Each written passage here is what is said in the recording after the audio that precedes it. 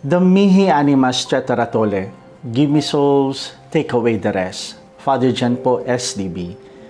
We are now in the 4th Sunday in Ordinary Time. And in our Gospel for today, taken from the Gospel of Matthew, chapter 5, verse 1 to 12, makikita po natin dito yung Beatitude, wherein ang sasabihin nila, we are being taught by Christ of what a Christian attitude should be.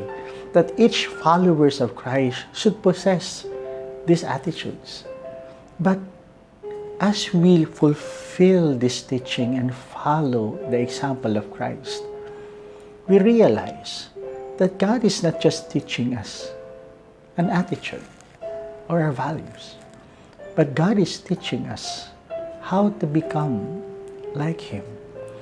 Jesus is leading us to imitate Him in fulfilling our duties and responsibilities. And the wonderful thing that the Lord is teaching us in this liturgy is the beauty of humility. Because in humility, we will realize that there is nothing that we can boast about in this life. Na tinatanggap natin that without God, without His presence, without His grace, we cannot survive.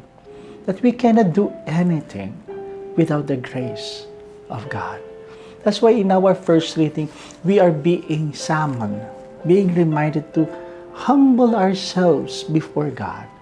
Because in the second reading, sinasabi sa atin, there is nothing to boast. Because everything that we possess belongs to God. So therefore, in everything that we are doing, in everything that we achieve in life, we give glory to God and acknowledge that we will not be able to do this without the grace of God. So therefore, as we grow, we glorify God. This is, I think, the message of our celebration for today.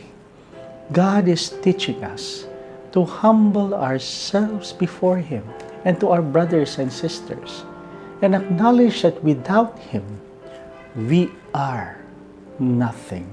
Kung kaya nga po, napakaganda po ng ating salmong tugunan, Blessed are the poor in spirit, the kingdom of heaven is theirs. Means, if we humble ourselves and acknowledge the power of God in us, that everything that we are doing is a grace of God. And we are not boasting ourselves, but we are boasting the grace of God in us, that everything that we are doing is for the greater glory of God. And there, the Lord will be very pleased and happy, and the kingdom of heaven will be our gift.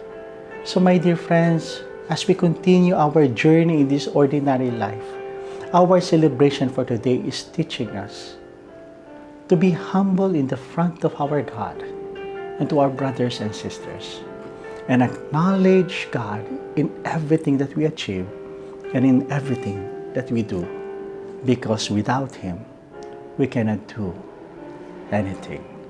So once again, my dear friends, God bless us all.